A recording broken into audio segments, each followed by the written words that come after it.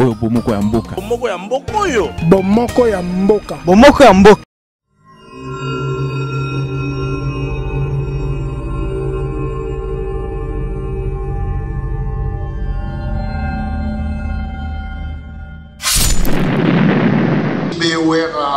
Manda chante, ça va aller depuis pour cette question-là, que c'est là. Est-ce que vous avez un contact, vous avez une bonne relation? Maintenant, on va bien là-bas de tout. Maintenant, il va monter sur la bien là-bas.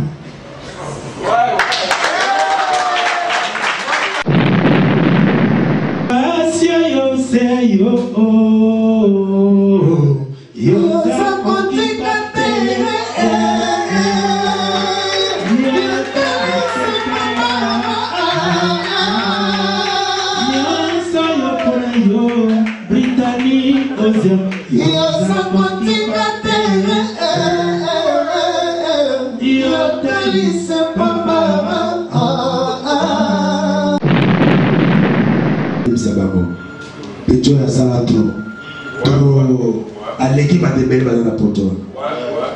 Ma chance na bango, so ba yane nini et puis ça va la bango, ba kenda. Mais au moins ils ont passé que tu kutani bisole. Et ça m'a pas belé, bino bozo mwana wa bla. Kolela za kolela, azolela, arrêtez. Azolela na ndeka ya tina. Tungona yo, yo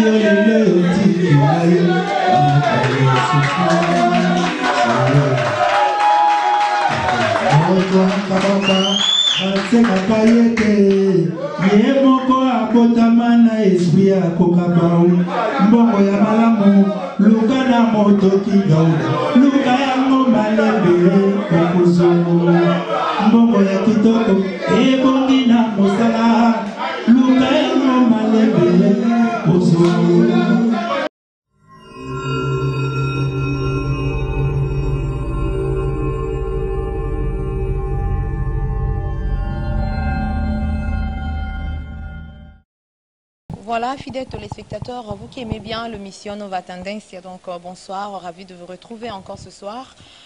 Toujours dans le cadre de notre mission, je suis à Luanda, donc je suis en Angola, précisément à Luanda.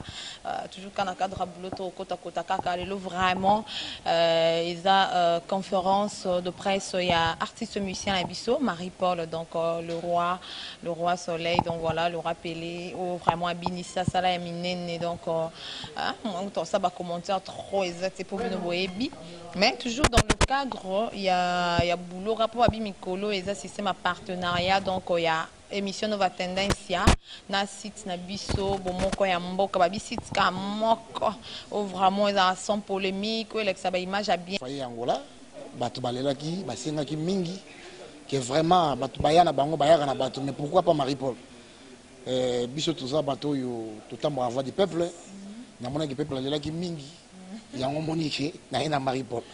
Voilà. Pour arriver à circuler, non, c'est bien, c'est non, je dois lui la en relation peut-être privée et tout, il y a un cas bien ici. Et bon, autant que Bassa Michit Bayaka, je suis en hauteur à Kindaki, Baimela Bayaka, est-ce que tu as une relation bien un producteur? Un producteur, et en plus, ça a des produits aux Isaac et Bantou préférés. Qui nous a rose à la cassette bambou les bébés mais ça dans mon pauvre batterie il y a kana epo bablo kwana na molanya malasi bablo kwana photo yo kayango. Et voilà, nous je donc merci hein pour quand même on a dû nous permettre de cela non. Merci pour l'émission Nova Tendance il est bicard et général Iboso malgré yo papa émission donc voilà fidèles téléspectateurs donc ezaki bongo no judoka le producteur na biso yem grâce nende Marie-Paul aza ana mabele donc voilà tozoko bakaka donc moi d'ici quelques minutes là tozwa conférence de presse on sera avec des collègues et puis il y a mon musicien déjà commis votre mona donc pour tout betaka baka te poser ma question par rapport à mon bébé peut-être bomi tout na banda que j'espère que vous aurez réponse tout au long de la conférence de presse na biso un grand merci hein Naya Landry Bissidi moya chéri moya d'amour depuis Bruxelles bibliothèque internationale Jean Dombele donc apna Luanda de la part de mon boss Patrick Momo digital na Suède babi bon moko ya mboka nde quoi donc voilà. bien, ingénieur, bravo. Donc, nous pensons à Wabi. Saka na quoi ça la rend ça le rapport bateau les spectateurs internautes tout bazar CP la quoi ingénieur bravo to ko bana masolo. Voilà, bonsoir tout le monde. Bonsoir. Voilà, d'abord premièrement on va remercier Bino pour la présence de Bino. La conférence de presse Nabiso organisée Congo à l'honneur de notre artiste musicien Marie-Paul. Et voilà donc, premièrement, j'aimerais que le pourquoi il y a conférence de presse donc ça, pour une façon de faire publicité, pour nous permettre tout que musicien Nabiso à Mboka. Et puis à part ça, il y a une façon pour permettre Bino, vous avez peut-être ma question est par rapport à la carrière musicale là, donc vos occasions, il y a posé ma question là. Dans l'Italie, ma solo et production, j'espère que Noko Jidoka lui a lu, Bazabongo, producteur, on a mieux placé pour nous répondre en haut. Et artiste Moko, Marie-Paul a permettre Bino Nyos, donc journaliste, y compris Bateau Nyos à la salle, que vous a permis de poser ma question Nyos, sauf en Italie politique. Donc voilà, on parle de la musique, puisque les musiciens, de la production, donc voilà, pour Mboka. J'espère qu'on va commencer, mais non, c'est plateau maintenant producteur Nabiso, Noko Jidoka lui a lu. S'il peut venir, hein.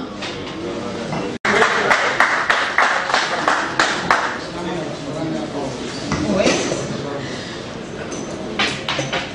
Voilà, tu peux vous mettre. Nabiso du Loba. Moi, bonsoir, ma public. Ouais, bonsoir, Bonoït. Bonoït, bonsoir. Bonsoir, Bonoït à tous. Bonsoir. Voilà, tout ça quand même gentil, hein? Donc tout à moi qui façon répondre à ma question et ça l'a bien pour encourager Bisso. Et voilà, et là pour bien la musicien à Bisso, donc pour il est vraiment à l'honneur, Marie-Paul aussi peut venir. Rappelez, donc s'il vous plaît. Donc il va venir avec son manager.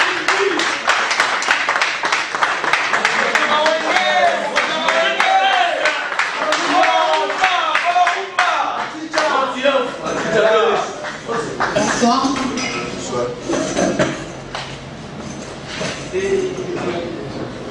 Voilà, prenez place.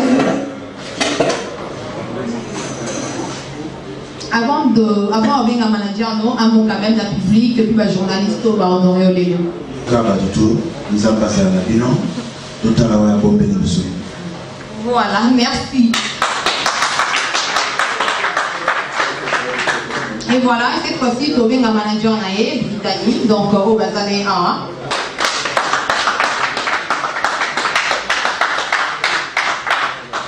Voilà, bonsoir Italie. Bonsoir. Un mot, la public et puis la journaliste. Rien à dire, je vous remercie d'être présent ce soir et j'espère que ça va bien se passer. Voilà, merci.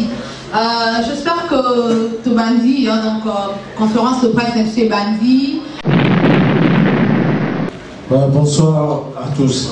Bonsoir. Je suis le frère du monde de la Messieurs des Noirs du Congo et Lengui. J'aimerais poser mes questions à l'artiste Marie-Paul ainsi que manager Maé. Ça fait un bout de temps, Marie-Paul a acquis sur scène exactement 8 ans. Pourquoi a pensé qu'on revenir sur scène Kaka Awa Nangola? Est-ce que les gens ont groupe pour accompagner tout au long de la tournée de Awa Nangola et que vous avez Congo ou les gens artistes qui ont évolué à Awa? Marie-Paul a fait un orchestre. L'orchestre est comme on a mot, Nini. Vous êtes marié? Non, on est marié de l'opéra concert. Donc, les musiciens au dit poto, ils ont des musiciens au Tika na Congo, les musiciens sur la musique des Arabana qui s'assa.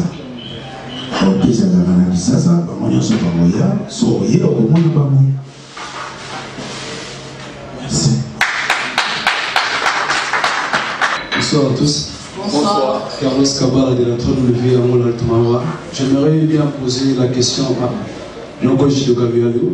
Question à Isali, juste premièrement, il a dit la mission préventive aussi pour le marketing et artistes à la mission. Comme ils ont un cas citoyen à Kala, nous battons pour sanité. Mais étant sur la porto lelo à la région de la mission à Mogarona, est-ce que Aussi tenir le marketing de façon que l'échec est arrêté évidemment tout au salaire vraiment beau la biso na pilote mais quand même fait pour partager pour contribuer à l'idée à marketing on a plus à bien pour l'échec artiste aussi. Merci. Et merci pour la question. J'espère que vous avez un Angola, bien journaliste, l'artiste va être awa, aussi va faire beaucoup jamais si besoin un mot. Donc on est bien marketing au monde, surtout ça l'émission là-haut, à libre. La hauteur, vous avez une mission de marketing, parce que tous les missions, j'espère que vous allez vous entendre sur l'opportunité, on a des chances, on a des beaucoup de l'artiste et la facilité, mais on a dit pour les journalistes, les émissions, les autres éléments, les autres vont passer par là. Donc j'espère que pour le marketing, pour ma vie, il nous fait la force, le beau comment ils seront l'unité. Vous savez pardon, vous savez sur l'unité, le beau comment ils donc pour le marketing, pour la petite presse, et tout ça, merci pour la question. Et nous, nous avons tous son nom, qui pour le peuple, puisque nous avons toujours un artiste, mais le peuple, il fait fond, non loin, il y a des peuples aussi qui m'arrêtent pour la zone bocatée. Donc, on a évité pour la banque, mais ce n'est pas pour ça, pour la banque. Moyen de communication, tout moyen, il y a fiche, tout moyen, vous pouvez compter mon amour, après ça, la soubien, l'artiste, avec ce pour publier le jeu. Ok, merci pour la question. J'espère que vous avez ma fiche, ils ont noté parce que vous avez la groupe Wenge El Paris. Et parce que pour les gens, Marie avec son manager, on dit Paris direct, mais normalement, il fallait ma mission, comme ma position à ma mais vous avez Afrique. Ambassade Angola, ils ont dit lettre à délégation et ministère de la culture. Mais ça va être Kalagi moi Moukié. Donc, ça va afficher sans que ma mission va comme. Pour moi, avec les Azara Wapélé, avant de mettre ma mission, nous avons dit au Kanisagati. Au moins, qu'il y a un tourisme, donc ça va la Simara, on met la musique pour passer par là. Donc, on doit afficher un peu bon. Deuxième chose, il y a une question pour le monde dans la fiche, dans l'épisode de Zali, pour la TPA, la radio nationale. Tout ça, on sait avant que mon corps autre dans la balade, de la mission, on va mettre la mission autre quand même qui est au cours de premier concert, pour voir peut-être pour aller à Rwanda, et il y a des membres. Des membres, il y a Batubéné, Tobika, Rapani, et moi, d'ailleurs, le frère Robeta, la semaine de Batana, ma belle Bakoko, tout le monde, la première concert, dans le cap, les 26, ils ont déjà confirmé, Tobika, le cap, Tobika, Foufou, Ozo, ma biso, tout ça, on a dit pour là. Oh, on va dans 30 cours, tout ça, on a signé Afrique, on a dit pour la soirée. Mais Karamine, c'était pour moi, ma fiche, Karamine, c'était pour moi, dans la Chila, pour moi, dans la TPA, pour moi, dans la ZAP, la deux rejoindre le Caron, Karamine, merci beaucoup.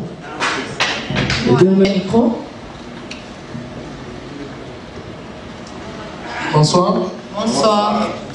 Moi, c'est Emma Schengen. Question à moi, c'est juste l'artiste Abisso Wapele. La ligne que tu as Wapele. Relation nini entre eux, n'a pas artiste sous JB Wera, Manda Chante, ça va venir des pitchs pour cette question-là. Est-ce que vous avez un contact, vous avez une bonne relation? Je suis bien du tout, mais je suis monter sur la bien. Les universités, docteur en droit Namoko. Namoko entraîné, Namoko la Kochaka. Et puis, dans un background, où il va y avoir un peu Banda tout ça là, Margedon, Namona Bandoki, Bateau to Bena Wana, yo, yaka arrangé, Nzokanendo, Doki, mais la prouvaille, à un grand nom, Nana, la pesa comme tout respect, mais soyez la Zoba to Bebani. Nous avons des mots, nous avons passé dans des mots, nous avons bien, nous avons bien abattu, nous avons monté ma pembe, ya osaganate. Nalinga mutu tu na yoka yo yope yokama soto kokite to luki bato yo ba leki biso mais ce que vous imposez na comprendre yo vous imposez ce que vous dites mwana so embeti na koma na kanda le monde à l'envers ndenge beta on go beta ne monate muta boma ya mofie mo ali a bombe pele lelo nakutana na ye na lisasa babengi biso toyemba nzembo bivie chaka nzembo wana kaka na note wana yopesakinga toyemba akoka lisusu kobeta te nayebi ntina me atumela aloba na ngai batinda ngai todoze yo batomatisa bamosusu batango bomalisa bakoma wapi te batango bomalisa basala diske nini basala nini kobomela makambo aza kosala papa wemba yango oyo onga na monaka atikalaka papa wemba ata bondimi ye te ata bozoni yo ye histoire bachangeaka yango te ntango napesaka o mabele mama apesaka o mabele yo oyebaka oyebaka te ozwaka elengi na monoko moyebaki ntina ya elengi te yango nalobi ke non natravaka nga moko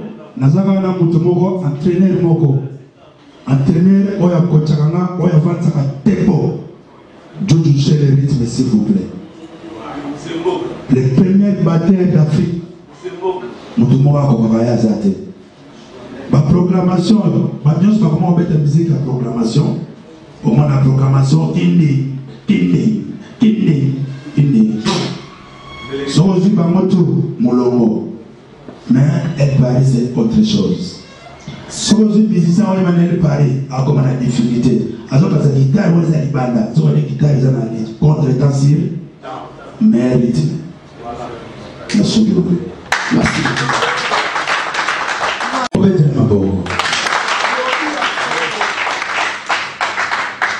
ndenge bajournaliste baza na bango bikoma balingi bato basambela te balingi bato bakufa na famille apres babengi musicien ndoki donc on dirait yo journaliste oleki nga na bonzambe unga musicien aleki na bonzambe boleki musicien sambe donc fini bolinga tosambela te tosala nini totika baeglise tosambelaka te mosala musique eza mosala nanga mais soni alali na moki nakende église te soni nakie kokanga photo oyo atiki musique et ça continue. Vous comprenez? Donc, ngai côté le monde azotelema pour nanga moko nazasi mais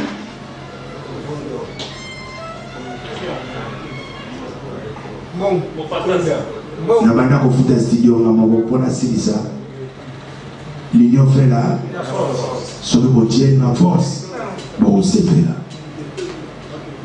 ndenge botiaki bato mosusu force oyo ezali nakokende balobi awa nazonga awa olelaka na kako basikikanga na batelele babenini baloba nanga nabina bangoke mpona nini okeli parese okartone ozali ngomena na mbola te donc eza bango te eza mpe bangona te eza makambo ya nzambe mais satan profesaka na makambo ya nzambe bakale mpe ezalaki bakale totika nzambe atambisa mokili ndenge alingi qui vivra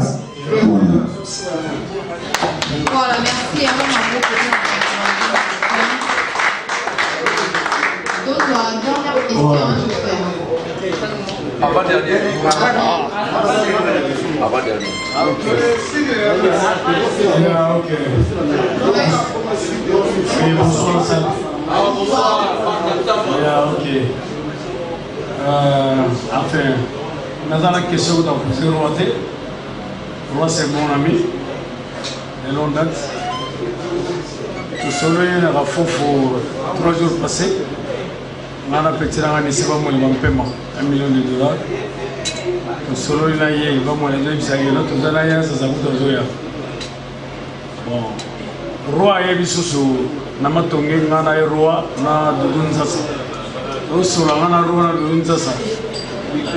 Roi, Fokuma, Fokotangola, Foya Luanda. On a des histoires, mais sauf que pour nous, nous remercier le roi de Gazawana à Mogoy. La question posée était pour un plaisir. Pour la Binonioso, c'est un plaisir à trop, Nebo Yamaro, au Sumaro, Sumabatu. La Daïlo, vous savez, ça va être. Merci.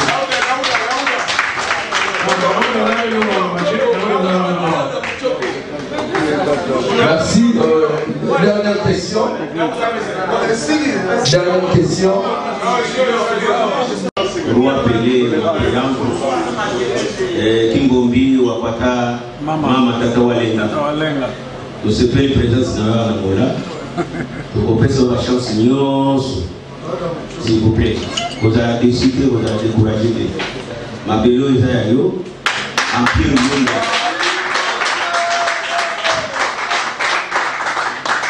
Empire Lunda, ils allaient au moins dans 5 pays. Au exil, yo, vous allez 4 Empire Lunda. Vous avez décidé, s'il vous plaît.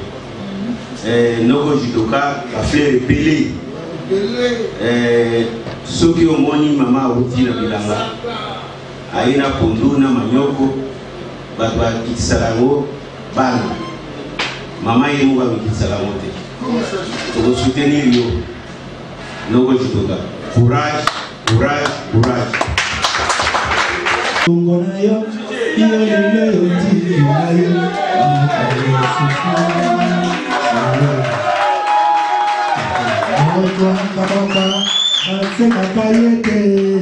Yemoko akotamana esprit akokabau mbongo ya malamu luka na moto kigauda luka yango malembele kokuzongo mbongo ya kitoko ebongi na mosala luka yango malembele kokuzongo basepela baganga bakembo koseka ya makasi ekozala apete nalitanga na mai na miso nanga obimisa kulema kapsiere epekisaka divorce yanga na losambo zambe ososho zambe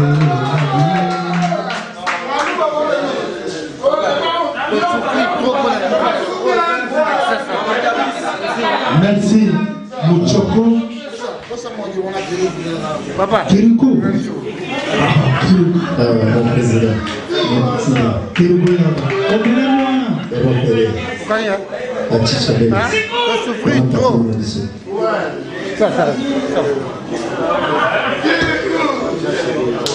Kirikou. Kirikou. Merci. Encouragé. Le PCML qui est l'excessif, mais le PCML la loi.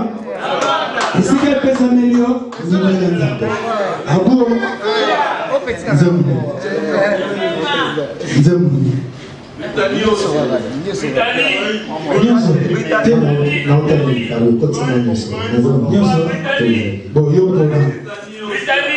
Britannique, Britannique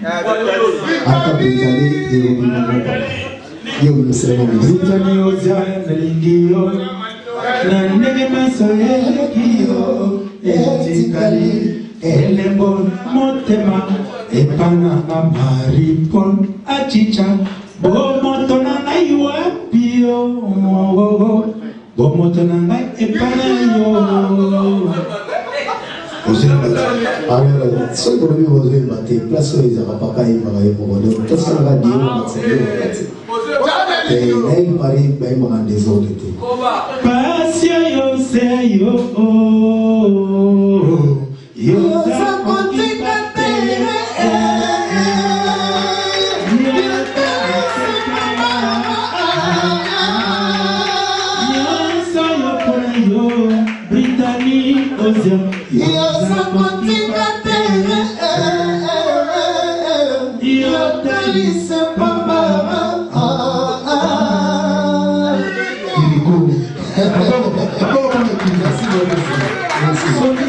Ceux qui n'ont pas travaillé, très gentil.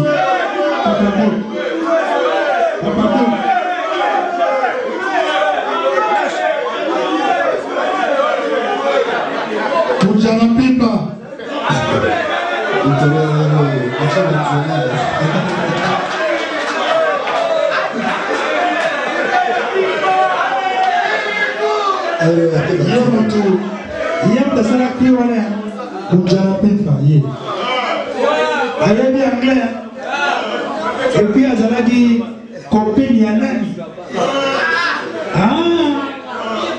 Brenda. Brenda, elle est là, il va bien.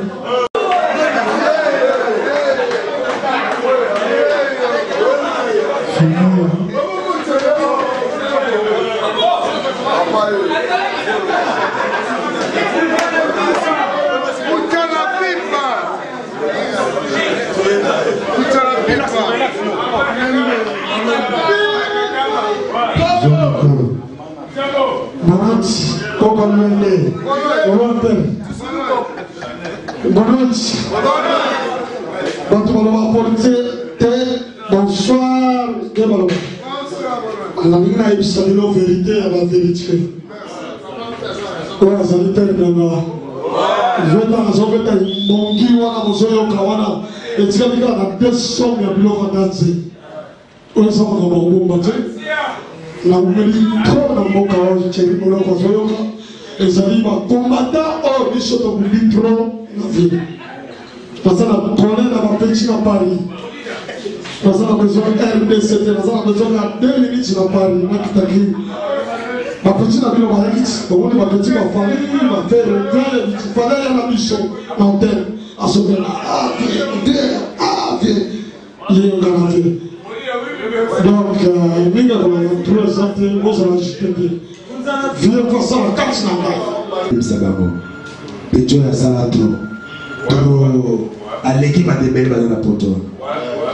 Ba chance na bango, so ba yane nini et puis ça va bango, ba kenda. Mais au moins ils ont passé que tu kutani bisole.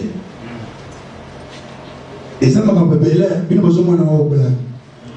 Kolela za kolela, zolela, ah, arrêtez. Azolela na ndenga ya tina. Et ça ingratitude. Incondamnable.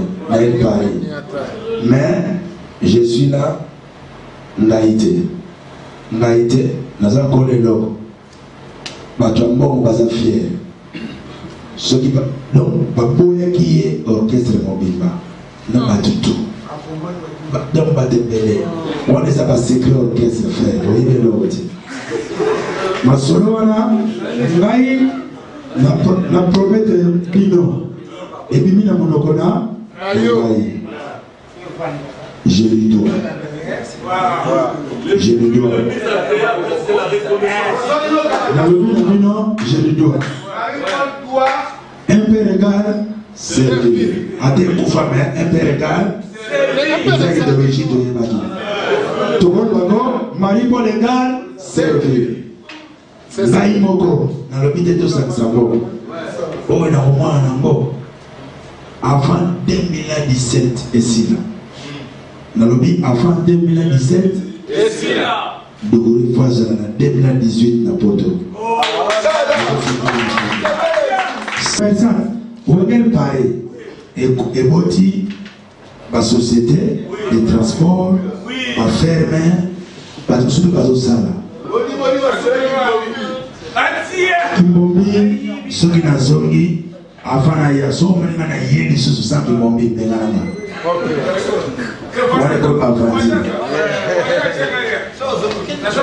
Ceux qui n'ont zongi, avant d'ailleurs, il faut qu'ils m'ont bien comme avant, pour ce là, pour y avoir ces gens qui ont dans les sous.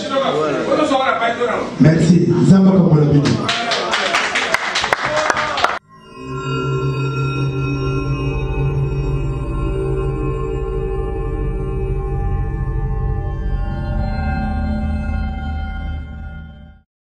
Voilà, fidèles téléspectateurs, nous sommes arrivés à la fin de notre conférence de presse. Ndeka Boebi Tozaki Bongona, Roi Pelé, Marie-Paul, vraiment. Tozane pour le moment à Luanda. C'est une conférence de presse, la journée c'est Basangana. Basangana pour proposer ma question pour les artistes à la Mboka. On l'appelle Tombaki que Joyce Ngam de l'exil à la Mboka. Donc, pour présider conférence de presse et ça l'a bien.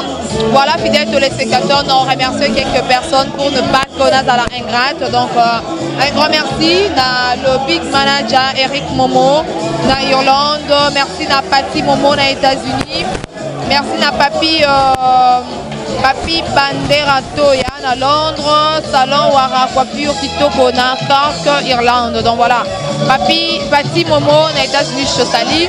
Un grand merci na boss Nanga, Patrick Momo Digital, boss Nanga. Donc c'est normal pour nous, on a mingi, bon moko ya mboka. En tout cas, c'est comme moko pas trop de polémique. Voilà, merci Néal. D'amour, chérie depuis Paris. Un grand merci. Parce que tout va être émission de ma tendance. La TV1 tout comme la site internet Oyo. Bon, il y a mon donc voilà, exactement conférence de presse, il y a Marie-Paul.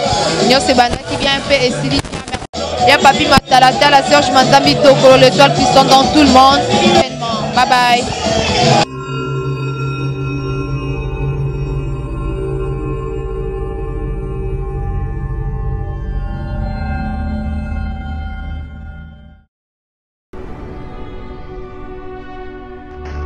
Oyo bomoko ya mboka. Bomoko ya mboka oyo. Bomoko ya mboka. Bomoko ya mboka. Bomoko ya mboka. Bomoko ya mboka. Bomoko ya mboka. Bomoko ya mboka. Bomoko ya mboka. Bomoko ya mboka. Bomoko ya mboka. Bomoko ya mboka. Bomoko ya mboka. Bomoko ya mboka. Bomoko ya mboka. Bomoko ya mboka. Bomoko ya mboka. Kitoko. Bomoko ya mboka. Bomoko ya mboka. Elenkano. Papopi motoki bala lobi botala ka bomoko ya mboka.